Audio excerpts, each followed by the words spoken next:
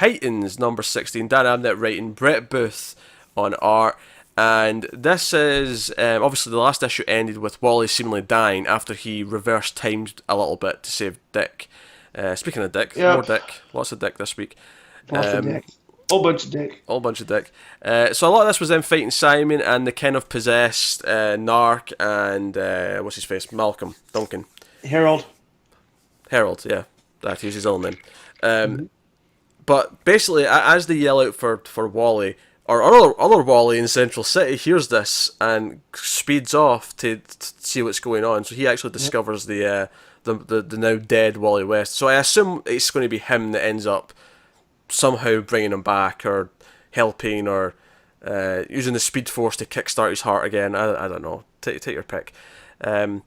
This issue was fine for me. I liked the first half a lot more than the second half, mainly because the first half I felt it was building to something that they didn't actually get to. Like I expected it to end with whoever the villain was, because they kept talking about, oh, she's coming, our boss is coming, and I expected that to be the end. But I expected that to happen after other Wally woke up, like, you know, old Wally. I expected them to kind of have their moment where they kind of saved him. They thought, oh great, we've got Wally back, nothing can defeat us now. Oh shit, evil Donna from the future's here, or from another timeline, or wherever she's from.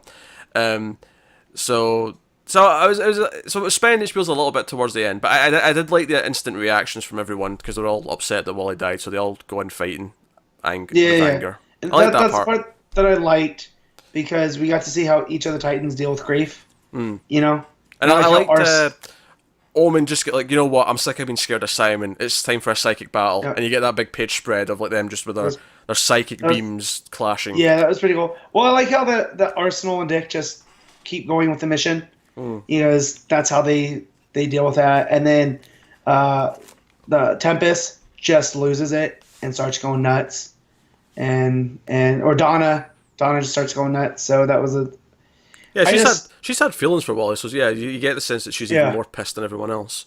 And so the reveal of Donna, I don't know. I feel like it comes from nowhere. I don't feel like there's, outside of the one issue, what was that in the annual? It was the annual, origin. There really hasn't been any hints. Like, I thought the Mr. Twister stuff, because it built off of Titan's Hunt, was fine. Yeah, Mr. Twister and the key being the guy from the annual, they show up. Yeah. Which I will at least compliment that it was a nice timing thing, because we're about to reveal this evil Donna. It was nice for them to remind us, oh yeah, he was there when she found the truth about herself out, and that started maybe what might lead to this dark version of Donna. I think what goes against it, because I think Titans is consistently a fine to good read, but never spectacular. I think that one issue with Superman and Wally was really good, but yes, that was next level. Otherwise, it's very even the first arc. The first arc I really liked because it was so centered on Wally. But it was just fine. But it's kind of consistently in that it's a solid 7 typically. Yeah, I think you're higher on it than I am. 6, 7. Well, in that range, and I think it's funny because it always gives me enough of the characters that I always want to come back and I always have fun. But there are some weird decisions or some weird sort of like things that draw it out a little bit. Yeah. And I think the other thing going against this, Evil Donna thing is that this is kind of like what we're doing in Detective with Tim. I mean, sure, she may be from maybe a different reason why she's from a different universe or something, but it's just so similar in the core idea that I'm like, okay, fine.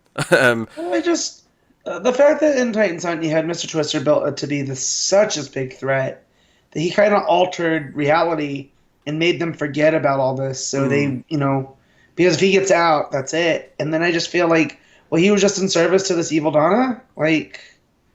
Okay, that doesn't quite gel. Maybe I'm not sure if is he just a henchman to these people now, or was he always working under her? Yeah, I'm not sure. I just felt like we throw this around a lot, the Lovecraftian themes, but I felt that's what Titan's Hunt was, because we really didn't know what was going on up until the last issue, and then there was that tease of Wally of there's a missing Titan. I never maybe got that tone from it. If just to go with the Lovecraftian thing. Yeah. I don't know. I want to see what they do with it. Like, I feel like it's my only place to get like all of these characters, like other than Dick. Yeah. Like obviously Wally's the big one because we love Wally West, but it's the only place I get Donna, and I like Donna. It's the only place I get. I mean, Roy sometimes shows up in Green Arrow, but not always. It's the only place I get Omen. Like, it's nice to see these characters, and I enjoy coming back for that. But it is kind of like in this pattern of kind of being like, oh, it's good, but it's never great. It rarely, breaks the top 5, and that's okay. Not everything has to be great. And I just feel like the storyline, like I feel like Abnett didn't know what the actual story was, but he was just writing character moments. So like the bee, what's her name? Bumblebee. Bumblebee. I feel like her memory things it felt like it was such a bigger deal, and then here they just pay it off with, oh no, here you go. Yeah, she gets them back immediately to kind of distract her, which. Yeah, I was like, well, so I don't feel like this is what he was writing to. So I don't know, maybe there's a change coming, and this is just that, or if this was the story from the line. I just feel very kind of disappointed at the lack of payoff or even setup. Yeah. But still, the character moments are there, though, like you said, with how each of them react, and even young Wally seeing dead older Wally, like that was a big moment. So yeah, I'm looking forward to that integration. Obviously, there were some rumors about how next year they might merge the two titles, and that could be an interesting thing, maybe, depending if you got this mentoring team with the younger team. I don't know. I liked it when Johns did it, where you had half of the old New Teen Titans, and then you had the half of Young Justice together. Like, that's my Titans team, And none of those, outside of a couple of them, none of those characters are really around and interacting anymore. So I don't know. Here's what if you only merge them, I'd make it double shipping. So you still have the two books, right? But merge them, and whether we keep either Percy or Abnett's another question, but because you have so many characters, make it a double shipping book and make your one big Teen Titans book to sort of do that. Because I feel like I like both books. I probably like Teen Titans a little bit more. It's just I like it a lot more. Yeah, it's a bit more consistent. But no, so this is okay. Like this is fine. We'll check back in it next month and we'll see how it's going. But no. Obviously, I'm not actually worried about Wally actually being dead. Me neither. I don't even think it's worth talking about. He's obviously not going to be staying dead. It's fine. We know. There's going to be some timey-wimey stuff that happens, and I don't feel like his death was given like that proper spotlight to be like, hey, let this sink in. And it was just kind of brushed over as a story point, so...